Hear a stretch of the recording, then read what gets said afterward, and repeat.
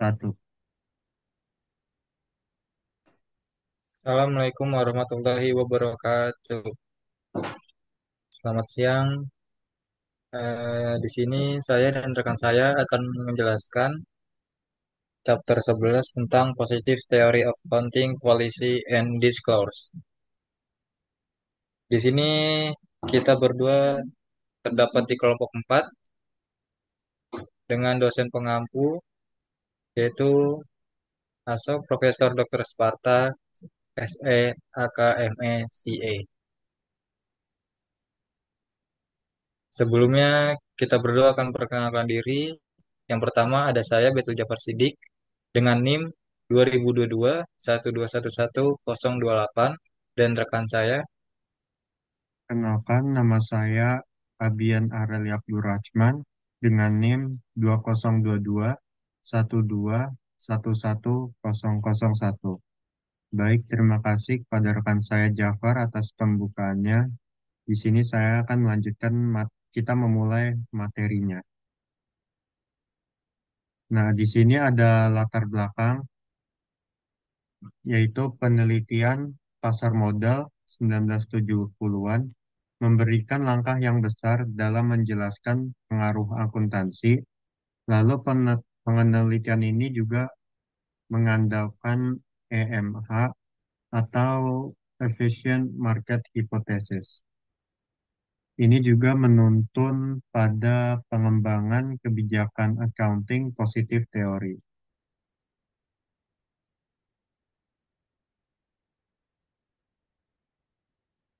Nah, jadi pada tahun 1970-an itu penelitian di pasar modal memberikan terobosan penting dalam memahami hubungan antara informasi akuntansi dan harga saham. Nah, penelitian ini juga berfokus pada bagaimana informasi yang disajikan itu dalam laporan keuangan yang mempengaruhi keputusan ekonomi para investor. Pendekatan ini juga memanfaatkan efficient market hypothesis yang menyatakan bahwa harga pasar itu mencerminkan seluruh informasi yang tersedia secara publik. Nah, dengan kata lain, pasar modal itu diasumsikan efisien sehingga semua informasi akuntansi itu sifatnya relevan dan diumumkan kepada publik akan segera terancam dalam harga saham. Pemahaman ini menciptakan dasar bagi pengembangan teori dan praktik yang mendalam tentang hubungan antara akuntansi dan pasar modal. Nah, di sini ada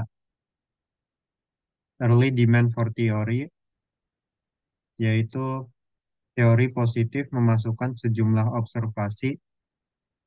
Nah, banyak perusahaan ini secara sukarela memberikan laporan akuntansi, lalu perusahaan melobi terkait standar akuntansi, dan juga perusahaan membuat pilihan kebijakan yang konsisten, dan yang terakhir, perusahaan ini cenderung ke arah konservatisme. Nah, di sini ada contracting teori. Perusahaan dipandang sebagai legal nexus atas hubungan kontraktual.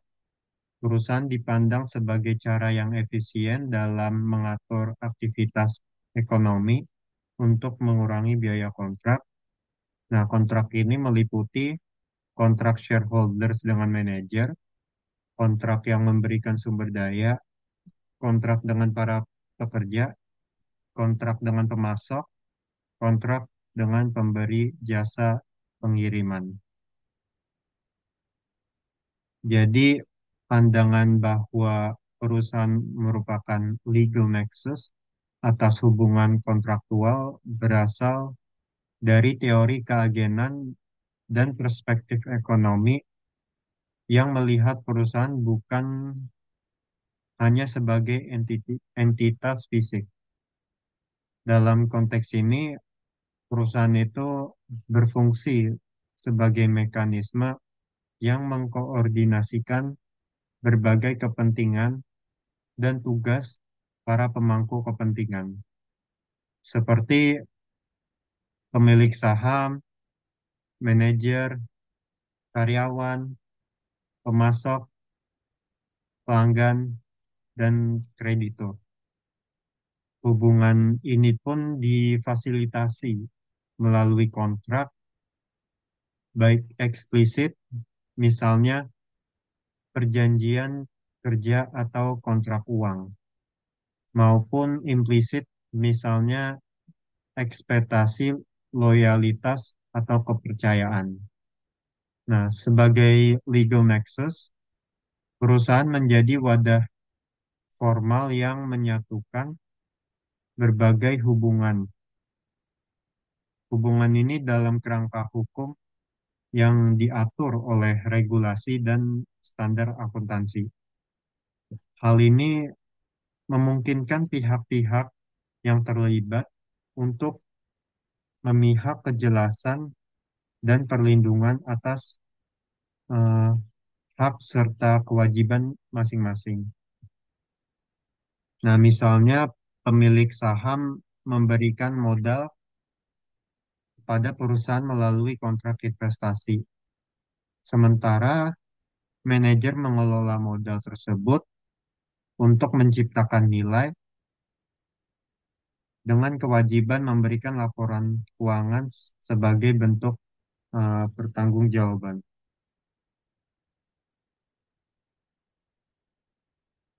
Di sini ada agency teori.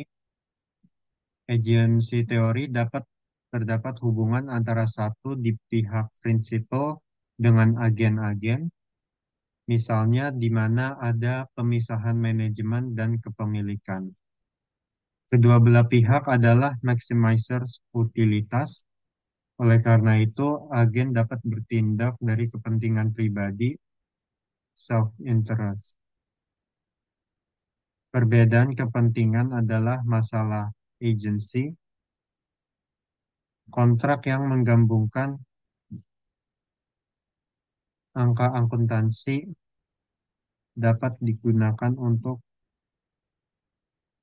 menyelaraskan kepentingan kedua belah pihak.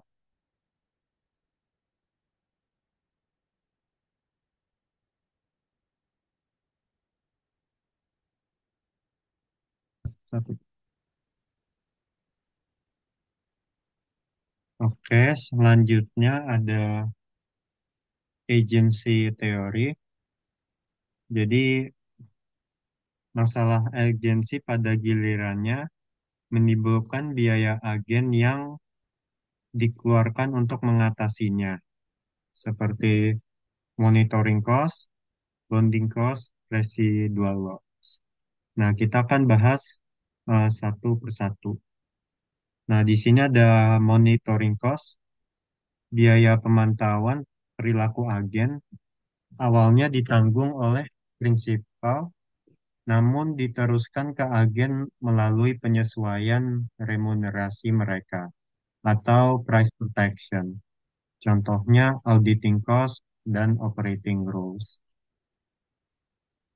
Jadi monitoring cost ini bertujuan untuk menciptakan keseimbangan dalam hubungan keagenan, sehingga kedua belah pihak, baik prinsipal maupun agen, dapat mencapai tujuannya dengan cara yang lebih efisien dan adil. Dengan adanya mekanisme ini, resiko kerugian akibat asimetri informasi dan konflik kepentingan dapat diminimalkan.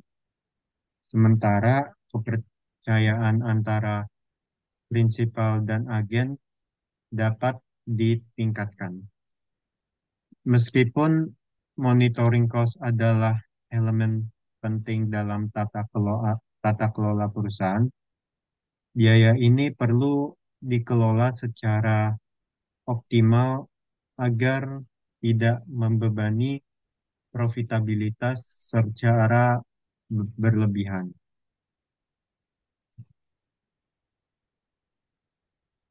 Selanjutnya ada residual loss, kerugian yang terkait dengan tidak sepenuhnya menyesuaikan kepentingan agen dengan kepentingan prinsipal. Exposing settling up atau expose itu pada akhir setiap periode terjadinya, yaitu remunerasi masa depan agen berdasarkan kinerja agen yang diamati, remunerasi perubahan prinsipal yang akan dibayarkan kepada agen untuk menyelaraskan dengan kinerja mereka.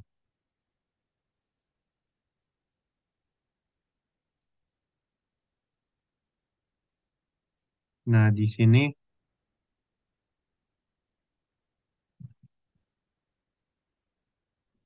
remunerasi itu adalah kompensasi atau imbalan yang diterima seseorang sebagai hasil dari pekerjaannya atau kontribusi terhadap suatu organisasi. Dalam konteks perusahaan, eh, remunerasi ini mencakup semua bentuk pembayaran, baik finansial, maupun non-finansial, yang diberikan kepada karyawan atau manajer sebagai penghargaan atas kinerja atau layanan mereka. Nah, hubungan remunerasi dengan exposing settling up adalah bagaimana sistem kompensasi atau remunerasi dirancang dan disesuaikan setelah hasil kinerja agen diamati dan dievaluasi pada akhir suatu periode.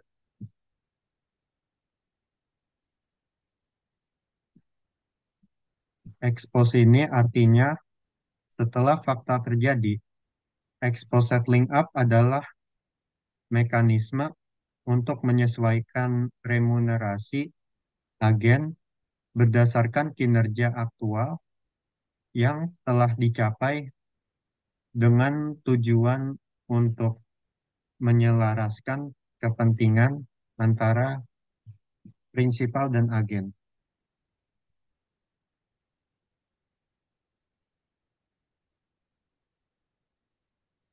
Lalu selanjutnya ada bonding cost, biaya yang ditanggung oleh agen sebagai hasil dari tindakan untuk menyesuaikan kepentingan mereka dengan prinsipal, yaitu menyediakan laporan keuangan yang lebih teratur atau biaya kepada manajer dalam hal waktu dan usaha. Para agen menanggung bonding cost untuk mengurangi monitor cost yang akhirnya mereka tanggung, lalu agen menghentikan pengeluaran untuk bonding cost bila biaya marginal sama dengan pengurangan marginal dalam monitoring cost yang mereka tanggung. Nah, tujuan utama bonding cost adalah untuk mengurangi kekhawatiran prinsipal terhadap potensi perilaku opportunity oleh agen. Ketika agen menanggung biaya ini, mereka pada dasarnya menunjukkan komitmen mereka untuk bertindak dengan cara yang sesuai dengan kepentingan prinsipal, eh, sehingga mengurangi kebutuhan prinsipal untuk melakukan pemantauan intensif monitoring.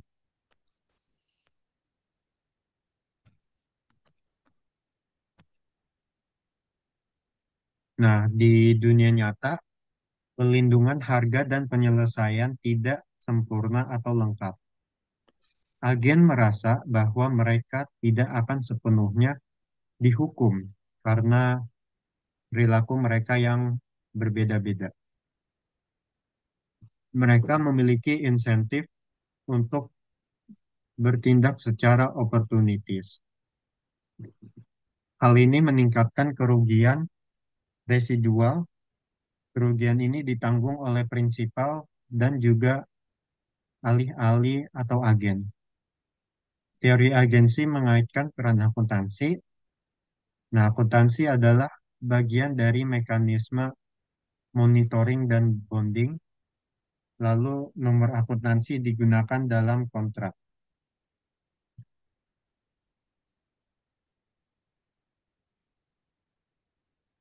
Jadi kesimpulannya, agensi teori ini menyoroti pentingnya akuntansi sebagian dari mekanisme untuk mengurangi konflik antara prinsipal dan agen. Meskipun perlindungan harga dan penyelesaian ekspos tidak sempurna, sistem akuntansi yang efektif ini dapat membantu meningkatkan transparansi, menyelaraskan kepentingan, dan mengurangi potensi kerugian residual yang ditanggung oleh kedua belah pihak.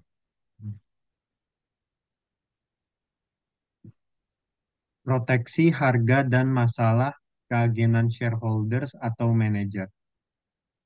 Pemisahan kepemilikan dan manajemen mengarah pada perilaku yang berbeda oleh agen.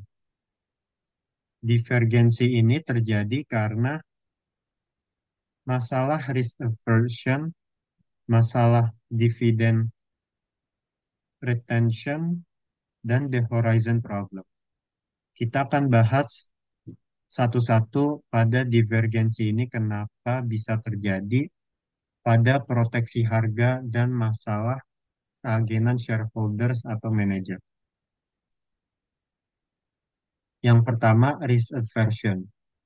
Manajer lebih memilih resiko lebih kecil daripada pemegang saham karena derajat diversifikasi berbeda yang mempengaruhi resiko. Nah, kewajibannya juga terbatas kepada pemegang saham. Risk aversion ini mengacu pada kecenderungan manajer yang lebih memilih resiko lebih kecil dibandingkan pemegang saham. Hal ini terjadi karena manajer seringkali memiliki keterbatasan dalam mendiversifikasi resiko pribadi mereka, terutama jika sebagian besar penghasilan mereka bergantung pada perusahaan yang mereka kelola. Cenderung ini lebih toleran terhadap risiko. Selain itu, pemegang saham memiliki kewajiban terbatas. Mereka hanya kehilangan investasi mereka jika perusahaan itu gagal. Sedangkan manajer menghadapi resiko reputasi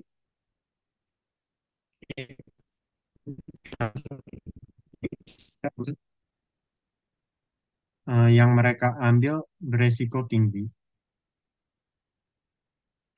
tapi tetap gagal.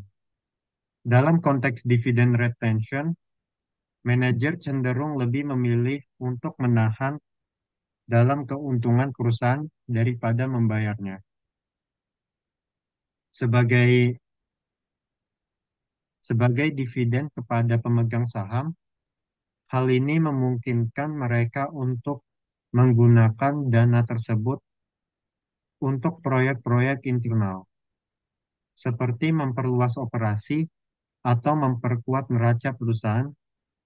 Sementara itu, pemegang saham biasanya menginginkan dividen yang lebih besar sebagai imbalan atas investasi mereka, terutama jika mereka merasa bahwa manajer tidak dapat menggunakan dana tersebut dengan efisien.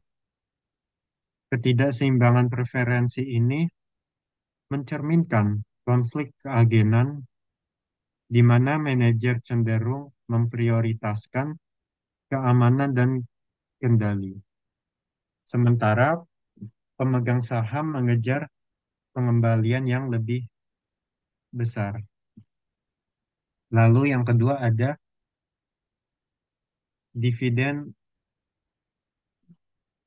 retention. Manajer lebih memilih untuk membayar lebih sedikit keuntungan sebagai dividen daripada yang disukai para pemegang saham untuk payday remuneration dan empire building. Jadi yang sudah saya jelaskan, kalau konteks dividen redemption itu cenderung lebih memilih untuk keuntungan perusahaan daripada membayarnya sebagai dividen kepada pemegang saham. Selanjutnya ada horizon. Manajer memiliki horizon waktu yang lebih singkat sehubungan dengan asosiasi mereka dengan perusahaan daripada pemegang saham. Pemegang saham tertarik pada arus kas masa depan. Manajer memiliki horizon waktu hanya selama yang mereka inginkan untuk tetap dengan perusahaan.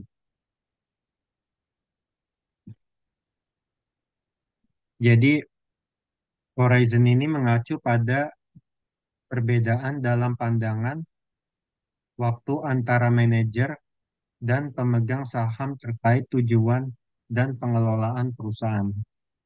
Manajer biasanya memiliki horizon waktu yang lebih pendek karena hubungan mereka dengan perusahaan itu seringkali terbatas pada masa jabatan mereka sebagai manajer atau masa kerja mereka di perusahaan tersebut. Mereka lebih fokus pada hasil jangka pendek karena mereka mungkin berpindah pekerjaan atau perusahaan dalam waktu relatif singkat. Oleh karena itu, keputusan manajer ini seringkali dipengaruhi oleh keinginan untuk memperoleh penghargaan atau remunerasi cepat, seperti bonus berdasarkan laba tahunan atau pencapaian kinerja yang mudah diukur. Sebaliknya, pemegang saham memiliki horizon waktu yang lebih jangka panjang. Mereka tertarik pada arus kas masa depan, yaitu pendapatan yang akan dihasilkan oleh perusahaan dalam jangka panjang. Pemegang saham berinvestasi dalam perusahaan untuk mendapatkan keuntungan dalam bentuk dividen dan apresiasi nilai saham seiring waktu. Mereka lebih fokus pada keberlanjutan perusahaan yang dan potensinya pertumbuhannya dalam jangka panjang, bukan hanya pada hasil yang dapat dicapai dalam waktu dekat. Nah, permasalahan kontrak. Pertama, menyediakan rencana bonus untuk mengurangi masalah dividen retensi. Yang kedua, membayar manajer lebih berdasarkan pergerakan harga saham sebagai pendekatan pensiun manajer untuk mengurangi masalah horizon. Yang ketiga, membayar bonus pada tingkat progresif sebagai peningkatan keuntungan yang dilaporkan untuk meminimalkan masalah resiko keagenan.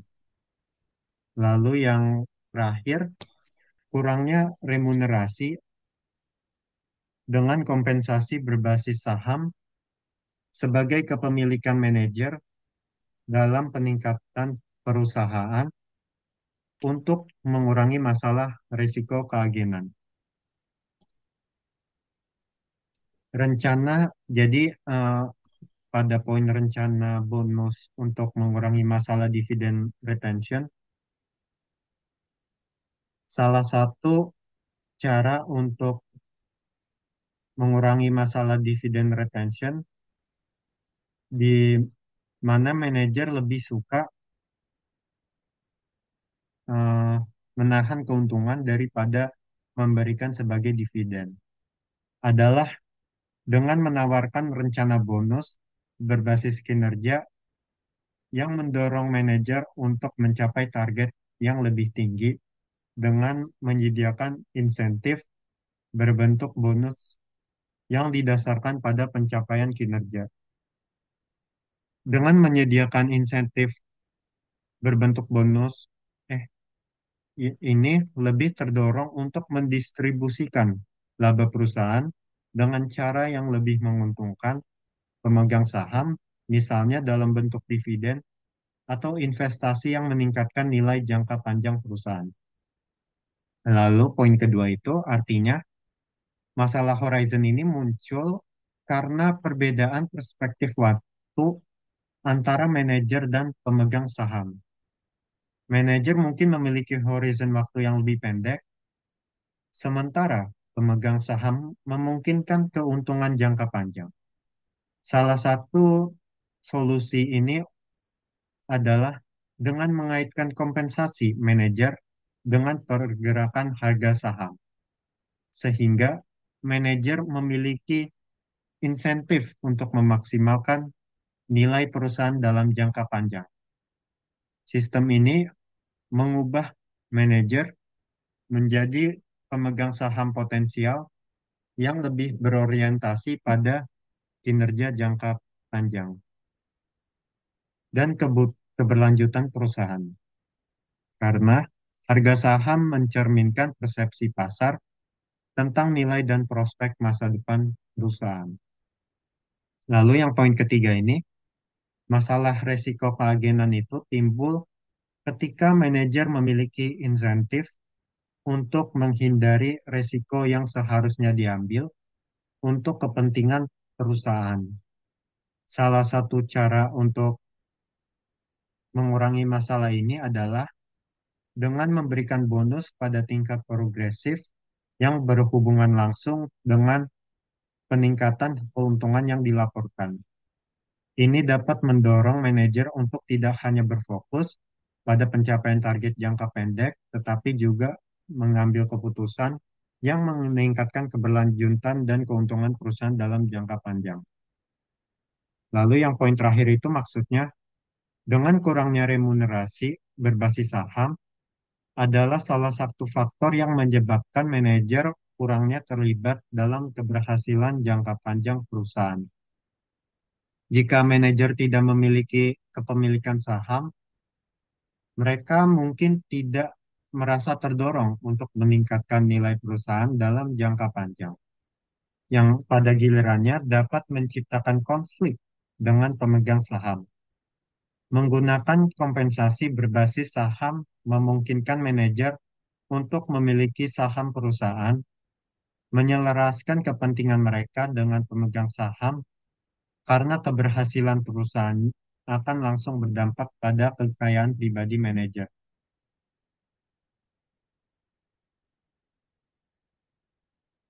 Nah, jadi dari solusi kontrak ini yang melibatkan rencana bonus, pembayaran berbasis saham atau bonus progresif ini berfungsi sebagai alat untuk mengurangi konflik antara manajer dan pemegang saham dalam teori keagenan dengan memberikan insentif yang selaras dengan kepentingan jangka panjang perusahaan. Pemegang saham ini dapat memastikan bahwa manajer bertindak untuk meningkatkan nilai perusahaan dan mengurangi risiko keputusan yang tidak untuk menguntungkan bagi pemegang saham. Kompensasi ini berbasis saham khususnya adalah cara efektif untuk menciptakan kesamaan kepentingan antara manajer dan pemegang saham. Ini mengurangi ketegangan yang muncul dan perbedaan horizon waktu dan prioritas yang dimiliki masing-masing pihak. Untuk slide selanjutnya akan dijelaskan oleh rekan saya, Baitul Jafar.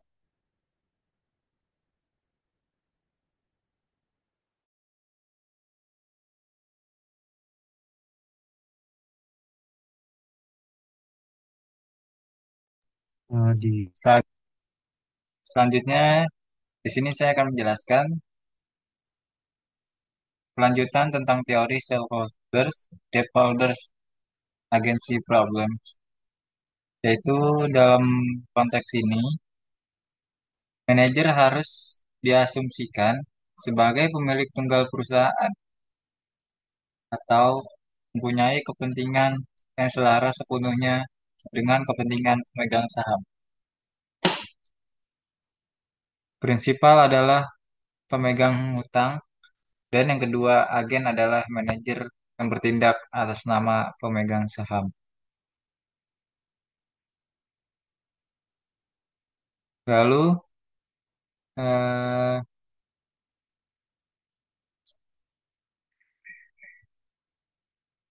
masalah keagenan antara pemegang saham yaitu prinsipal dan manajer sebagai agen muncul akibat perbedaan tujuan dan insentif. Pemegang saham biasanya berfokus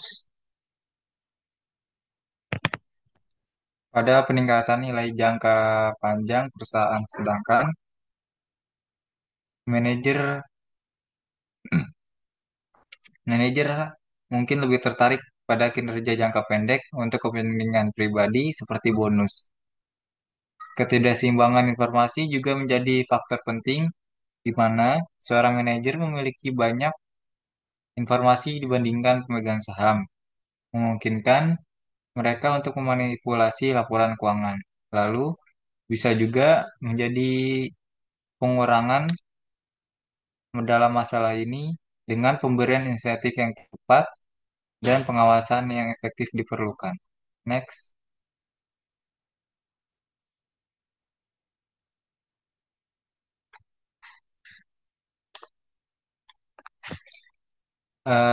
Nilai perusahaan adalah nilai yang utang ditambah nilai ekuitas.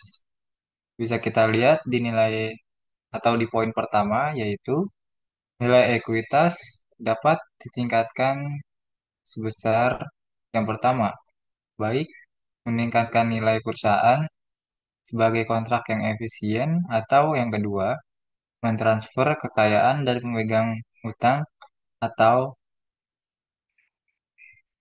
perilaku oportunistik.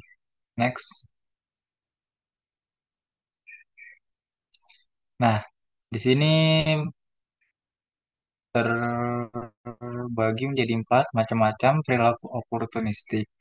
Yang pertama yaitu pembayaran dividen yang berlebihan. Lalu yang kedua, SIP atau substitusi aset. Yang ketiga, kekurangan investasi. Yang keempat, klaim penceran. Next.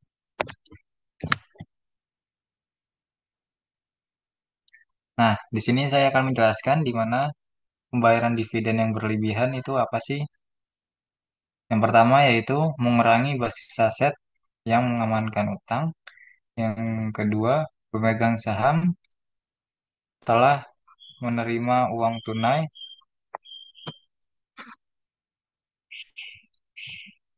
tetapi tanggung jawab terbatas melindungi mereka dari tanggung jawab pribadinya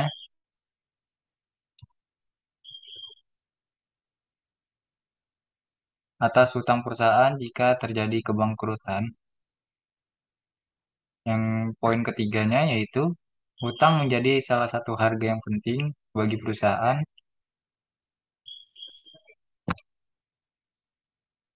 Dan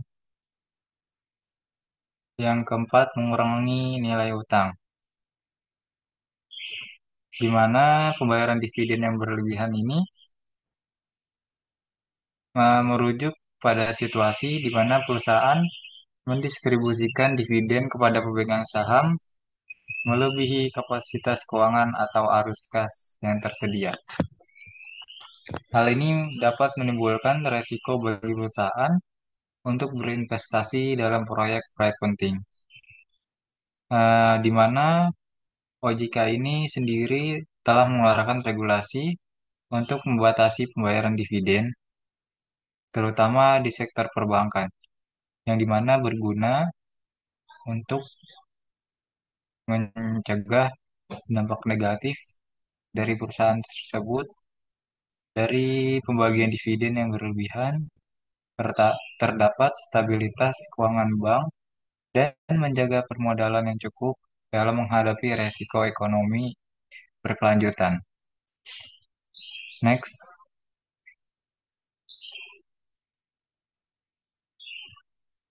Nah, di penjelasan yang kedua dari macam-macam opportunities, yaitu substitusi aset. Substitusi aset sendiri yaitu konsep di dalam akuntansi yang merujuk pada pergantian suatu aset dengan aset lain yang dimana memiliki fungsi dan entitas yang sama. Prinsip ini menekankan bahwa nilai suatu aset dapat diukur berdasarkan biaya yang diperlukan untuk menggantikan kapasitas layanan aset tersebut saat ini, meskipun bentuk fisiknya mungkin berbeda ya. Dalam konteks ini, nilai wajar aset menggantikan harus mempertimbangkan faktor keputusan dan utilitas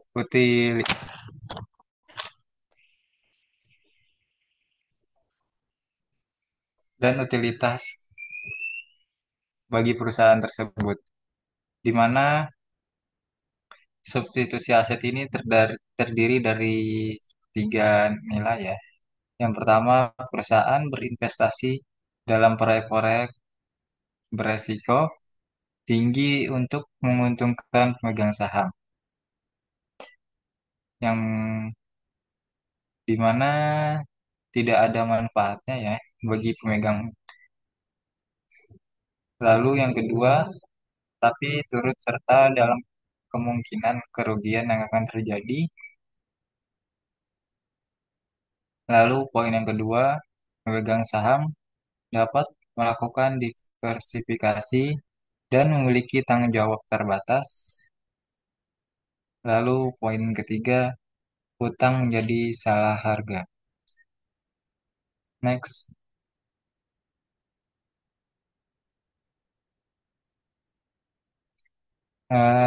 Lalu kurangnya investasi. Kurangnya investasi bisa kita pahami dengan nilai satu dari macam-macam opportunistik, yaitu kelebihan pemberian dividen. Nah, ini akibat dari pemberian dividen bisa menjadi kurangnya investasi perusahaan. Yang dimana dalam keadaan tertentu, pemegang saham mempunyai insentif untuk tidak melakukan proyek dengan NPV positif karena hal tersebut akan meningkatkan dana yang tersedia bagi pemegang saham, namun tidak pemegang hutang, namun tidak bagi pemegang saham.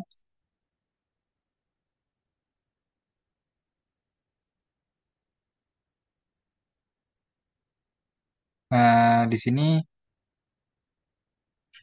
saya akan menambahkan jika kekurangan investasi dalam teori akuntansi yang dimana situasi ini penanaman modal dalam suatu ekonomi atau wilayah tidak mencapai potensi yang optimal.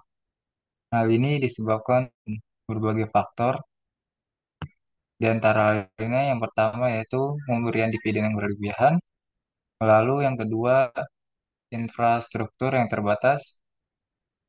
Infrastruktur yang terbatas seperti jalan, pelabuhan, dan fasilitas transportasi dapat menghambat nilai investor untuk berinvestasi karena tidak tidak menjadi keuntungan bagi investor tersebut. Lalu yang ketiga, regulasi yang kompleks, di mana proses perizinan yang rumit dan birokrasi yang berbelit dapat membuat investor enggan menanamkan modal. Lalu yang keempat, kurangnya promosi, di mana minimnya upaya promosi dan pemasaran untuk menarik investor juga berkontribusi pada rendahnya investasi. Yang di mana kurangnya promosi ini menjadi salah satu poin penting juga untuk eh, menjadi tujuan mata bagi konsumen agar perusahaan tersebut menjadi lebih baik. Mungkin karena kurangnya promosi menjadi investor kurang atau tidak mau menanamkan modal. Lalu dari poin yang kelima, ketersediaan tenaga kerja yang terampil. Kurangnya tenaga kerja yang terampil dapat mengurangi daya tarik suatu daerah bagi investor. Upaya ini meningkatkan investasi meliputi perbaikan infrastruktur, penyederhanaan regulasi, dan peningkatan promosi potensi investasi. Next, pemberian pinjaman akan melindungi harga. Terdapat satu poin yaitu melalui suku bunga, pemotongan dana, dan jangka waktu pinjaman. Eh, di sini pemberi pinjaman akan melindungi harga,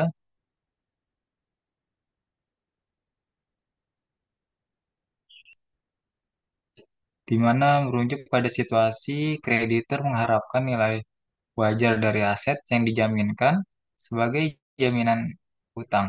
Ketika perusahaan memberi utang, pemberi pinjaman mempertimbangkan nilai saat ini dari aset tersebut untuk memastikan bahwa mereka dapat menutupi resiko yang akan terjadi jika suatu kerugian akan menimpa mereka ke depannya. Bisa juga menjadi gagal dalam pembayaran.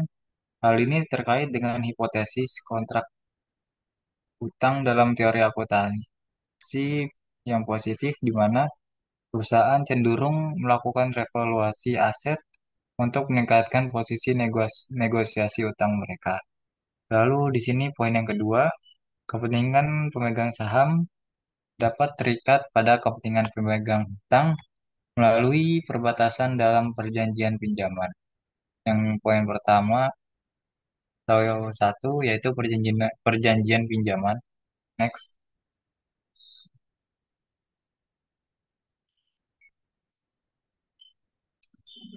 mantan plastik oportunisme yaitu terjadi ketika setelah kontak terjalin, agen mengambil tindakan yang mentransfer kekayaan dari prinsipal ke diri mereka sendiri.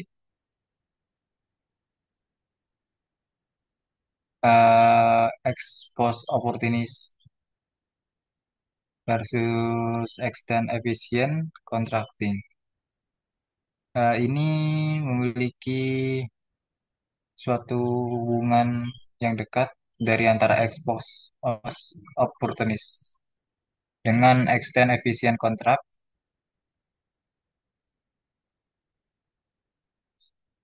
dua konsep yang saling berhubungan dalam pengolahan kontrak akuntansi. Eh, yang tadi saya jelaskan tentang ex post opportunist terjadi setelah kontrak ditandatangani, seringkali dengan menyembunyikan informasi penting untuk melindungi kepentingan pribadi mereka, terutama dalam situasi krisis. Next, sebelum kontrak yang efisien atau extend efisien kontrak. Eh, terdiri dari 3 poin yang dimana terjadi ketika agen mengambil tindakan yang memaksimalkan jumlah kekayaan yang tersedia untuk didistribusikan antara prinsipal dan agen. Yang kedua yaitu extend. Yang ketiga sebelum kontrak diselesaikan. Di sisi lain terjadi sebelum kontrak finalisasi, pendekatan ini berfokus pada penciptaan kesepakatan antara kepemilikan modal dan agen dengan tujuan yang maksimal.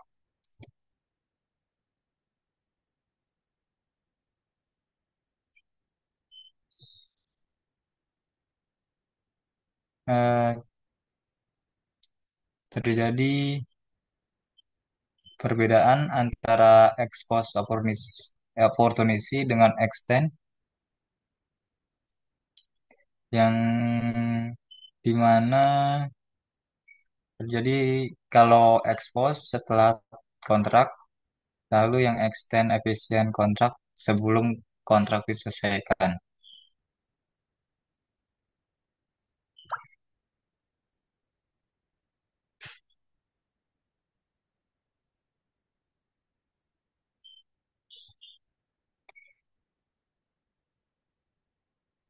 Terjadi perbedaan juga selain itu.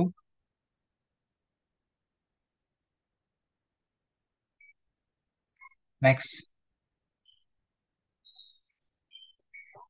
signaling teori terdiri dari 5 poin. Yang pertama, manajer secara sukarela memberikan informasi kepada investor sinyal untuk membantu dalam pengambilan keputusan mereka.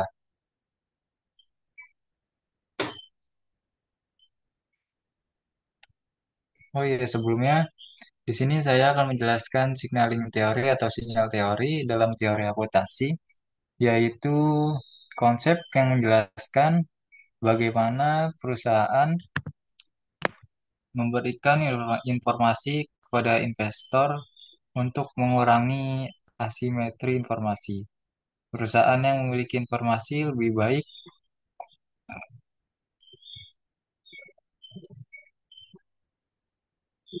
tentang kinerja terdorong untuk menyampaikan sinyal positif seperti laporan keuangan yang baik untuk menarik investor dan meningkatkan harga saham.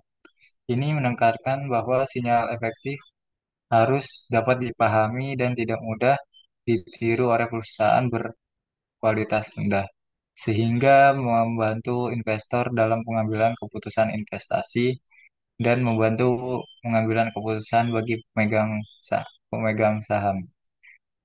Lalu saya akan melanjutkan dari poin yang kedua, mirip dengan kontrak efisien. Lalu yang ketiga, selaras dengan hipotesis informasi. Yang keempat, manajer memberi sinyal harapan dengan niat mengenai masa depan. Lalu yang terakhir, insentif untuk memberi sinyal kabar baik, netral, dan buruk. Next,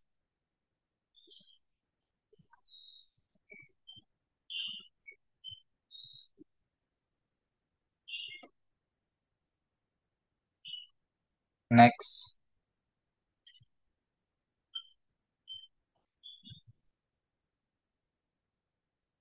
political process.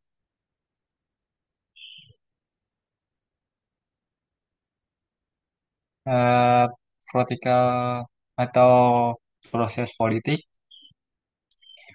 merujuk pada metode dan aktivitas yang digunakan oleh individu atau kelompok untuk mengorganisir, mengatur, dan membuat keputusan dalam masyarakat. Ini mencakup berbagai elemen seperti pemungutan suara, referensi politik, dan perumusan kebijakan. Proses ini melibatkan partisipasi warga dan lembaga, serta interaksi dinamis antara kekuasaan, pemerintah, dan keterlibatan komunitas. Dalam konteks demokrasi, proses politik juga menekankan pentingnya partisipasi, representasi, dan kesetaraan dalam pemerintah yang efektif. Terdiri dari dua poin. Poin pertama menjadi dua, yaitu poin yang pertama seringkali perusahaan berusaha menghindari perhatian publik yang merugikan mereka secara finansial dan dalam hal persepsi dan reputasi publik. Lalu poin keduanya, mereka mengurangi laba yang dilaporkan atau volatilitasnya, misalnya sektor perbankan di Australia. Next,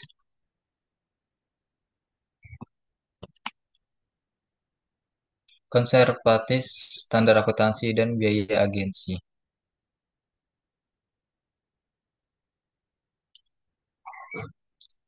Konservatisme menunjukkan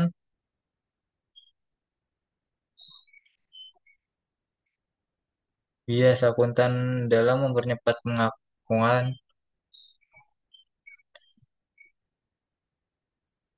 pengakuan beban dan memperlambat pengakuan pendapatan.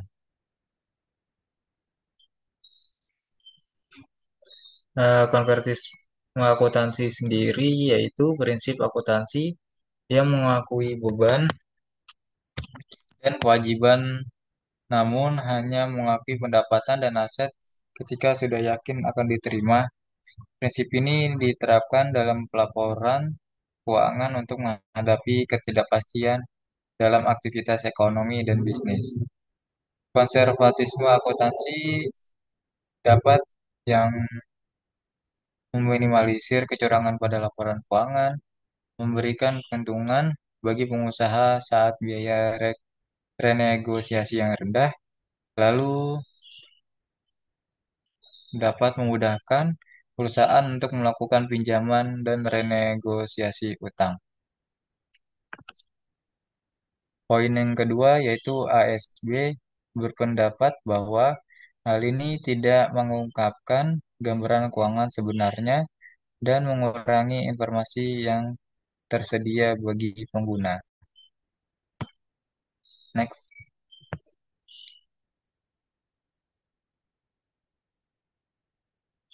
additional empirical test of the theory. Eh,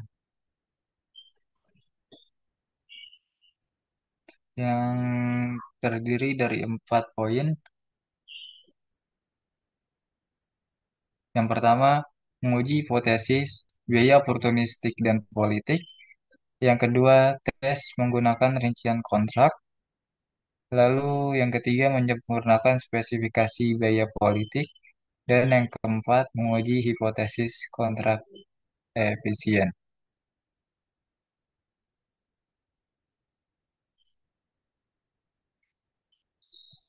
Additional empirical test of the theory.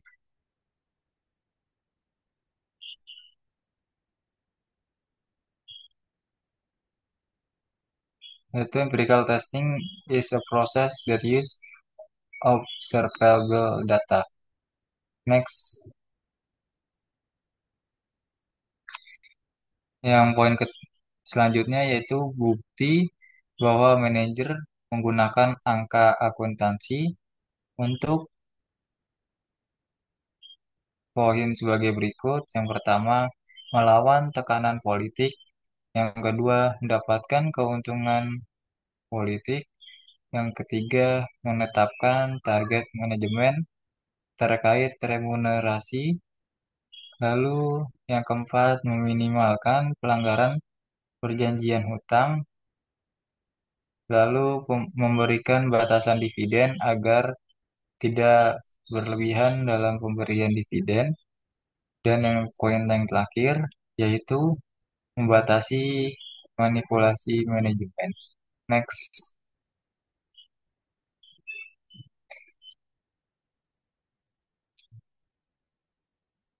evaluasi teori.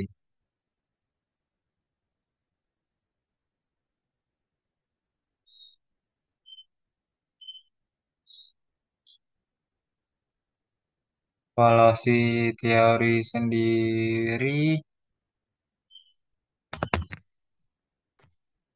adalah proses sistematis untuk menilai dan efektivitas suatu teori dalam konteks tertentu, yang dimana ini melibatkan pengumpulan dan analisis data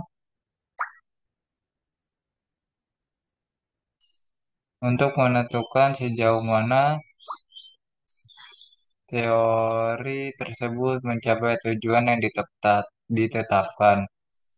Evaluasi teori juga mencakup penilaian terhadap relevansi, kendalaan, dan aplikabilitas dalam teori praktik. Dalam konteks kebijakan dan program, evaluasi membantu memahami dampak dan hasil dari implementasi teori tersebut, serta memberikan umpan balik untuk perbaikan di masa depan.